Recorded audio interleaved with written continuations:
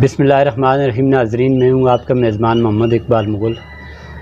آج ہمارے ساتھ موجود ہیں ہزارہ ڈویژن کی ایک مایہ ناز شخصیت جو ہمارا بہت بڑا احساس ہے۔ ماشاءاللہ ان کی خدمات بہت زیادہ ہیں، تو ہم نے چاہا کہ اپنے ناظرین کو ان کے حوالے سے کچھ آگاہ کریں اور ان کی زبانی ہم سنیں کہ ان کے کیا ایکسپیرینس رہے ہیں۔ اور جناب ہیں جمشید خان تنولی صاحب، یہ ڈائریکٹر محکمہ تعلیم خیبر پختونخوا کے عہدے سے ریٹائر ہوئے ہیں۔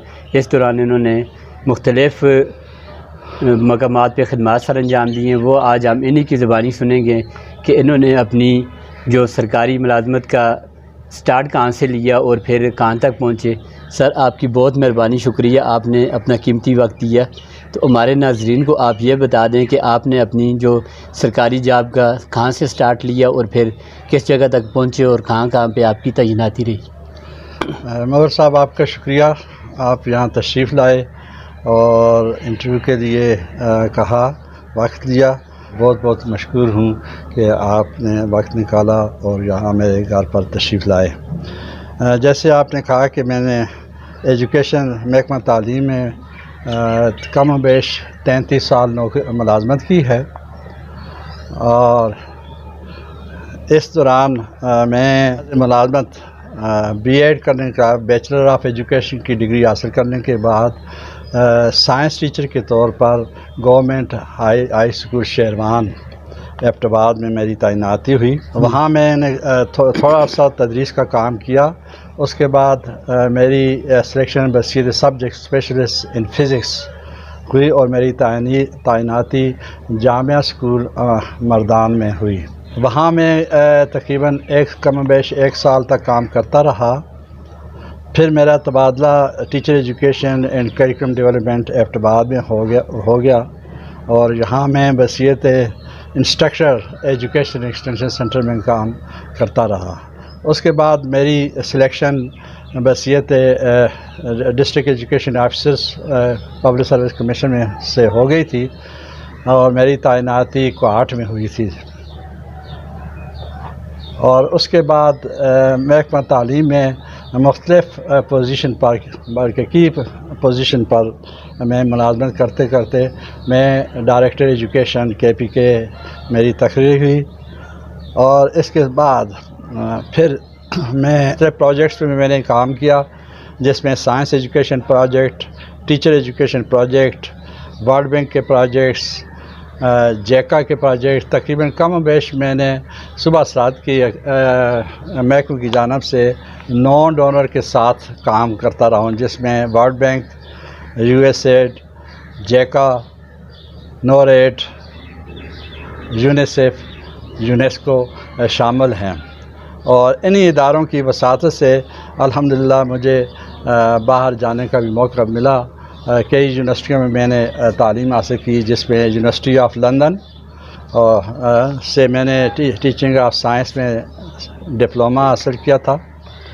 اس کے بعد پھر میں بعد میں بصیر ڈائریکٹر میں جب میری اپائنٹمنٹ ہوئی تھی تو میں میساچیوسٹس یونیورسٹی میں وہاں teacher education and curriculum development میں کام کیا۔ اس کے بعد پھر میں ایک پروجیکٹ تھا جو ایشین ڈیولپمنٹ کا، وہ KPK کا پروجیکٹ تھا، میں اس میں ایز اے پروجیکٹ مینیجر کام کرتا رہا ہوں۔ کم و بیش اس میں 6 سال کام کیا، جس میں مقصد یہ تھا کہ کوالٹی آف ایجوکیشن کو کس طریقے سے بہتر کیا جائے، اور اس میں بالخصوص چونکہ ٹیچر کا رول بڑا اہم ہوتا ہے، بڑا بنیادی ہوتا ہے، اس لیے اس پروجیکٹ کی وساطت سے کافی ٹیچر ایجوکیشن میں کام کیا۔ اس میں ٹیچر ایجوکیشن کا نیا کریکولم جو ہے تجویز کیا گیا، جس میں ڈپلومہ ان ایلیمنٹری ایجوکیشن ٹیچر ایجوکیشن کی وساطت سے تیار کر کے اس کی امپلیمنٹیشن کی۔ اس کے علاوہ صبح ساتھ میں 5 research study how to improve education, اس پر کام کیا، اور الحمدللہ پاکستان میں میری ریسرچ کی 2 رپورٹیں جو ہیں نیشنل لیول پر سلیکٹ ہوئی تھیں، اور قومی سیمینار میں ان کو شامل کیا گیا تھا۔ اس کے بعد آخر میں الحمدللہ بصیت اسپیشل سیکرٹری ایجوکیشن میری تعیناتی ہوئی، اور اسی پوزیشن سے میں ریٹائر ہوا، اور الحمدللہ صوبہ سرحد کی یہ امتیازی حیثیت اللہ نے مجھے دی کہ محکمہ تعلیم کا پہلا آدمی جو اسپیشل سیکرٹری ایجوکیشن سیکریٹریٹ میں تعینات ہوا. 1975 سے سائنس کمیٹی کا ممبر رہا ہوں اور 2017 تک میں نیشنل کریکولم کمیٹی کا ممبر رہا ہوں، جس میں جب بھی کبھی نصاب کی تجدید کی جاتی تھی، نیا نصاب بنانے کی کوشش کی جاتی تو میں صوبہ سرحد کی نمائندگی نیشنل لیول پر کرتا رہا ہوں. اچھا سر، اس کے دوران آپ کیا سمجھتے ہیں کہ محکمہ تعلیم میں کیا اصلاحات لانی چاہیے؟ ماشاءاللہ آپ کا اتنا ایکسپیرینس ہے، آپ نے اتنا عرصہ خدمات سر انجام دی ہیں، تو موجودہ تعلیمی نظام سے آپ کس حد تک مطمئن ہیں اور اس میں کیا اصلاحات آپ چاہتے ہیں کہ ہونی چاہیے؟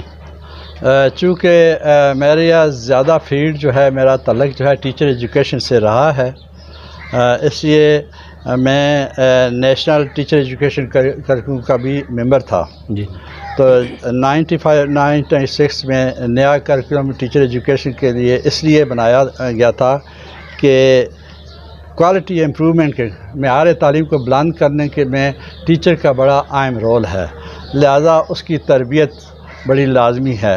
یہ تربیت پہلے 9 ماہ پر مشتمل میں تھی، لیکن اس نئے نصاب کی روشنی میں اس کو 18 ماہ تک بڑھا دیا گیا. لیکن جب تک میں محکمہ تعلیم میں تھا اس وقت تک میں اپنے ٹیچرز کی جو سروس رول ہیں ان کو بھی اپ ڈیٹ، ان کی بھی تجدید کرتے رہے، ان کو بہتر کرنے کی کوشش کی. لیکن میرے ریٹائرمنٹ کے بعد تھوڑا سا میرا محکمے کے ساتھ اختلاف رہا ہے. جی. وہ اختلاف یہ تھا کہ دنیا میں جب ٹیچر ایجوکیشن کا مطالعہ کیا جائے، کمپیئر کیا جائے، مقابلہ کیا جائے، تو دیکھا گیا کہ پاکستان میں ٹیچر ایجوکیشن کا دورانیہ سب سے کم تھا. جی. یہ نیشنل لیول پر اس کا دورانیہ 9 ماہ سے بڑھا کر 18 ماہ تک کر دیا گیا تھا. لیکن بعد میں آنے والے وقت میں محکمہ تعلیم میں یہ براہ راست بھرتی کا سلسلہ شروع کر دیا، جس میں M A M S C کو بغیر کسی تربیت کے انہوں نے ملازمت دینی شروع کی. اور یہ ہمارے تمام وہ کالج جو تربیت اساتذہ سے متعلق تھے، ایلیمنٹری کالجز ان کو بند کر دیا گیا صوبہ سرحد میں. اور اب جو ہے ڈائریکٹ یعنی پرائمری ٹیچر سے لے کر سیکنڈری اسکول کے ٹیچر تک ایٹا ٹیسٹ کے ذریعے براہ راست بغیر کسی تربیت کے استاد بھرتی کر کے اسکولوں میں بھیجا جاتا ہے. یہ جو نئے استاد اسکولوں میں بھیجے گئے ہیں ان کو اسکیم آف اسٹڈی کا بھی کچھ پتہ نہیں، یہ نصاب سے ناآشنا ہے. کہ میں بعض بچوں سے جب سوال پوچھتا ہوں، جب ملتے ہیں کہ میں جی سبجیکٹ اسپیشلسٹ ہوں، یا میں ایس ایس ٹی بھرتی ہو گیا ہوں، یا میں پرائمری اسکول ٹیچر بنتا ہوں، تو ان سے میں پوچھتا ہوں کہ نصاب کیا ہوتا ہے. یہ ان سے میں کہتا ہوں کہ سائیکالوجی آف لرننگ کیا ہوتی ہے، ان بچوں کو نہیں پتہ.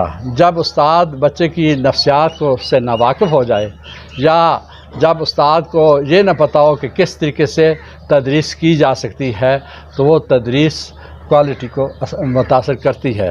تو اس وقت جب کہ دوسرے صوبوں میں باقاعدہ طور پر یہ تربیت کا سلسلہ کالج سارے یونیورسٹی موجود ہیں، لیکن ہمارے ہاں اس وقت جو بچوں کی نئے اساتذہ کی تقریر کی جاتی ہے بغیر تربیت کے، وہ محکمہ تعلیم میں لائے جاتے ہیں. میرے خیال میں یہ معیار تعلیم کو متاثر کر رہے ہیں. یعنی تعلیمی لحاظ سے وہ ماسٹر ڈگری ہوتے ہیں، لیکن انہیں ایکسپیرینس نہیں ہوتا. ان کو ایکسپیرینس، ایک تو ایکسپیرینس بھی نہیں ہوتا، لیکن دوسرا ان کو پیڈاگوجی تدریس کے سلسلے میں کوئی علم نہیں ہوتا. اچھا سر، آپ بحیثیت ڈائریکٹر ایجوکیشن خیبر پختونخوا تھے، تو اس دوران آپ کی گرفتاری بھی عمل میں لائی گئی، وہ کیا مسئلہ تھا؟ کس وجہ سے آپ کے خلاف کارروائی کی گئی ہے؟ اس کا کیا حل نکلا پھر؟ ہاں جی، میں ایک دفعہ ڈائریکٹر ایجوکیشن تھا. اس زمانے میں کچھ پرچیز ہوئی تھی جی، لیکن پرچیز جو ہے وہ درست انداز سے نہیں ہوئی تھی. سپلائی سب کچھ اس کا ٹینڈر ہو گئے تھے، سب کچھ ہو گیا تھا، لیکن لوگوں نے سپلائی ٹھیک نہیں کی تھی. میں نے محکمہ کو رپورٹ کر دیا تھا کہ یہ چیز جو ہے غلط ہو رہی ہے. لوگ جو ہے کوالٹی جو ہے میٹیریل جو اسکولوں میں پہنچا رہے ہیں یہ ٹھیک نہیں ہے, تسلی بخش نہیں ہے. تو یہ تقریباً کافی بڑا پروجیکٹ تھا, جس میں بعد میں جب انکوائری ہوئی تو معلوم کیا کہ یہ کچھ ڈیلروں نے ملا کر سپلائی کو ضلعوں میں پہنچا دیا تھا, جو بعد میں روک دی گئی اور ان ڈیلروں کو بھی گرفتار کر دیا گیا. ان کے ساتھ مجھے بھی گرفتار کیا کہ تمہاری جب آپ ڈائریکٹر تھے تو یہ بات ہوئی تھی. تو بعد میں جب انکوائری ہوئی تو چونکہ میں نے تمام کام جو ہے بڑے شفاف طریقے سے میرٹ پر کیا تھا, وہ ٹھیک درست پایا گیا, لہٰذا مجھے نیب سے عدالت نے باعزت طور پر بری کر دیا تھا. سر, آپ کی تعلیم کے لیے بھی جہاں خدمات ہیں وہاں علاقہ کے لیے بھی آپ کا ایک بڑا نام ہے, اور ماشاءاللہ آپ علاقہ میں اپنے آبائی گاؤں میں اور پورے علاقے میں تناول میں آپ ایک ٹرسٹ بھی چلا رہے ہیں. تو اس ٹرسٹ کا بنیادی مقصد کیا تھا, یہ خیال آپ کے ذہن میں کیسے آیا؟ تو اس کے حوالے سے ذرا بتا دیں کہ اس پلیٹ فارم سے آپ غریب لوگوں کو کیا امداد کر رہے ہیں. جی, یہ آپ نے ماشاءاللہ بڑا اچھا سوال کیا. یہ جب تک میں ڈائریکٹر تھا تو اس وقت مجھے موقع نہیں ملا تھا. سرکاری طور پر جو خدمات علاقے کی اور پورے ضلع صوبہ سرحد کی کر رہا تھا, اس حد تک تو میں خدمات کرتا رہا. لیکن مخصوص جو ہے جب مجھے یہ خیال ہوا کہ ہمارے لوگ بڑے پسماندہ ہیں, 2000 پہلے سے ہمارے لوگ بہت کم تعلیم یافتہ تھے. ہمارے علاقے میں چند اسکول تھے, وہ بھی باہر کے ایبٹ آباد اور ہری پور یا مانسہرہ سے دور دراز کے اساتذہ جاتے تھے اور وہاں تدریس کا کام کرتے تھے. تو میں نے سوچا کہ چونکہ میں اس غریب علاقے سے پڑھ کر تعلیم حاصل کر کے اللہ کے کرم سے اچھے عہدوں پر تعیناتی ہوئی, تو کیوں نہ ان بچوں کی تھوڑی سی مدد کی جائے. تو میں چونکہ میرے والد صاحب نے بڑی محنت بڑی کوشش کی تھی, غریبی میں مجھے انہوں نے اسلامی کالج پشاور میں تعلیم کے لیے مجھے بھیجا تھا. تو میں نے جب سوچا تو کہ چلیں ان کی خدمات کے سلسلے میں ان کے ایصال ثواب کے لیے کوئی پروگرام بنایا جائے. تو میں نے جنرل ہائی سکول اور جنرل گرلس سکول کے بچوں کے لیے وظیفوں کا انتظام کیا. اس کے بعد جو بھی بیوہ جو ہوتی تھی, جو اپنے بچوں کو تعلیم نہیں دے سکتی تھی, تو ان کے لیے بھی چونکہ اس وقت کتابیں بچوں کو سرکاری اسکولوں میں بچوں کو سرکاری طور پر ملتی ہیں, باقی چیزیں بھی, لیکن میں ان کے لیے یونیفارم اور کاپیاں کتابوں کا انتظام کرتا رہا ہوں. اسی طریقے سے علاقے میں کوئی بیمار ہو جاتا تھا جو مستحق تھا, تو میں نے ایک جرل میں ایک کمیٹی بنا رکھی تھی. اس کمیٹی کی وساطت سے جب مجھے اطلاع بھیجتے تھے تو میں ان کے علاج معالجے کا بھی بندوبست کرتا تھا. یہ 2000 میں نے ایک حق ٹرسٹ کے نام سے یہ کام شروع کیا. یہ تقریباً 2007 سے شروع کیا تھا. اس کے بعد یہ کام چلتا رہا. کم و بیش اس دوران اس عرصے میں نے 200 خاندانوں کی معاونت کی تعلیمی اور علاج معالجے میں. اس کے علاوہ کچھ بچوں کے جہیز کا بھی بندوبست کیا جنرل یونین تک. تو اب تھوڑا سا اس کا دائرہ اختیار کار جو ہے توسیع کیا جائے, تو اب میں نے حق ٹرسٹ کو لوور تنول تک توسیع کر دیا. اچھا, یہ حق ٹرسٹ جو آپ نے سٹارٹ کیا ہے, تو اس میں آپ کی مالی معاونت کون کر رہا ہے؟ ماشاءاللہ یہ بڑا ریلیونٹ سوال آپ نے کیا مغل صاحب. حق ٹرسٹ چونکہ ایک جس کا بنیادی مقصد تھا یہ اپنے علاقہ کے بزرگوں کے ایصال ثواب کے لیے کام کرنا, یہ ان کے لیے مخصوص تھا. تو یہ جب شروع کیا تو میں نے اپنے بچوں کو, اپنے عزیزوں رشتہ داروں کو ترغیب دی کہ اس میں مدد کریں. تو اس وقت یہ حق ٹرسٹ اس وقت رجسٹرڈ نہیں ہے, تاہم میرے خاندان کے لوگ, میرے جاننے والے لوگ, میرے بچے خود جو ہے اپنی پاکٹ منی سے بھی کچھ نہ کچھ بچا کر مجھے دیتے ہیں, جو رقم میں مستحق و غریبوں کے لیے خرچ کرتا ہوں. تو یہ موقع ہے لوگوں کے لیے کہ اپنے بچوں کی تعلیم و تربیت کے لیے کوشش کریں، اور میرا خیال ہے کہ والدین کے سب سے بڑی انویسٹمنٹ جو ہے وہ بچوں کی تعلیم و تربیت میں ہے۔ اگر بچے تعلیم و تربیت بہتر حاصل کر سکیں گے تو جاب خود حاصل کر دیں، ویسے بھی روزگار کے مواقع خود ہی حاصل کریں گے۔ ویسے بھی اللہ تعالیٰ کہتا ہے کہ والدین کا بچوں کا سب سے بڑا حقیہ ہے کہ ان کی تعلیم و تربیت کا اہتمام کریں، باقی روزگار کا وہ خود بندوبست کریں گے۔ اچھا سر، یہ آپ نے جو آرک ٹرسٹ بنایا ہے، اس میں جو کمیٹی ہے اس کا طریقہ کار کیا ہے؟ کون کون لوگ اس کے ممبر ہیں اور اس کے چناؤ کا آپ نے کیا طریقہ کار اختیار کیا؟ جب 2007 میں جب کمیٹی بنائی میں نے تو اس میں صرف 3 آدمی تھے۔ ایک مولانا رفیع احمد صاحب جو خطیب جامع مسجد جرل ہیں، ایک وہ تھے، ایک محمد اشرف میرا ایک چچا زاد بھائی ہے، ایک وہ تھے، اور ایک محمد صدیق جرل کے تھے۔ جی، یہ 3 لوگ جو ہے میری معاونت کرتے رہے ہیں، لیکن سال میں نے اس کمیٹی کی ذرا توسیع کیا ہے، جس میں میں نے جناب صابر تنولی صاحب سینئر ایڈوکیٹ، جناب عبداللہ خان سینئر ایڈوکیٹ، جناب حافظ محمد اشرف صاحب ایڈوکیٹ، اپنے بچے جو ہیں ڈاکٹر محمد زبیر میرا بھانجا ہے ان کو شامل کیا ہے، ڈاکٹر عائشہ میری بھانجی ہے اس کو بھی شامل کیا۔ اس طرح میرا بیٹا محمد بلال خان عالی میں ڈائریکٹریٹ کر کے آیا ہے، اس کو بھی اس کا باقاعدہ ممبر بنا دیا ہے۔ ہماری خوش قسمتی ہے کہ اس وقت ہمارے ساتھ جمشید خان تنولی صاحب کے انتہائی بیسٹ فرینڈ جو ہیں اور ہمارے ٹیچر ہیں، ریٹائرمنٹ انہوں نے لے لی ہے، شیر اعظم خان صاحب، تو ان کی بھی محکمہ تعلیم کے لیے بہت زیادہ خدمات ہیں، اور ہم ان سے آج اس حوالے سے پوچھیں گے کہ انہوں نے جناب جمشید خان تنولی صاحب کو کیسے پایا، اور ان کے آپس میں جو تعلقات ہیں، جو معاملات ہیں، وہ کس حد تک کیا آگے کی پلاننگ کر رہے ہیں۔ مغل صاحب شکریہ، ماشاءاللہ آپ نے تکلیف کی، آپ ادھر آئے، وقت نکالا، اور ایک قیمتی اثاثہ جو نہ صرف ہزارہ ڈویژن بلکہ پاکستان لیول پہ محکمہ تعلیم کے بارے میں جنہوں نے خدمات سر انجام دی، بلکہ بیرون ملک بھی جناب جمشید خان تنولی صاحب گورنمنٹ کی طرف سے بطور سکالر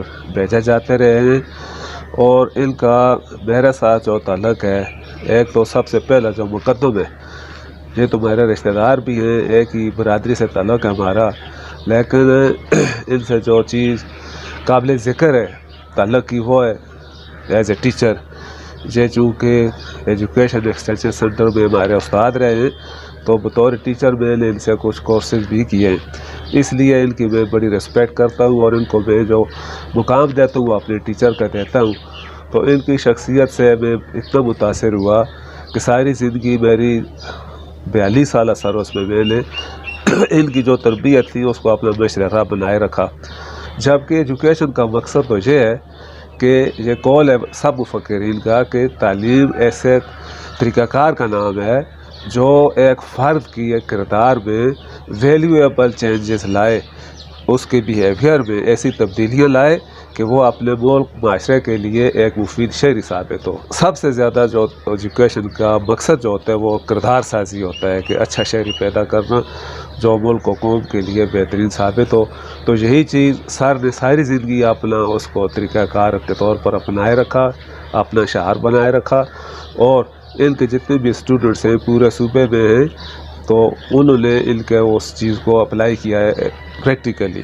کہ ان کا وقت بڑا قیمتی ہے، بڑی متحرک زندگی ہے ان کی، جو ٹرسٹ چلاتے ہیں اس میں ان کو ٹائم بہت کم ملتا ہے، لیکن اتنی عمر ہونے کے باوجود یہ ہر چیز کو خندہ پیشانی کے ساتھ سر انجام دیتے ہیں۔ شکریہ۔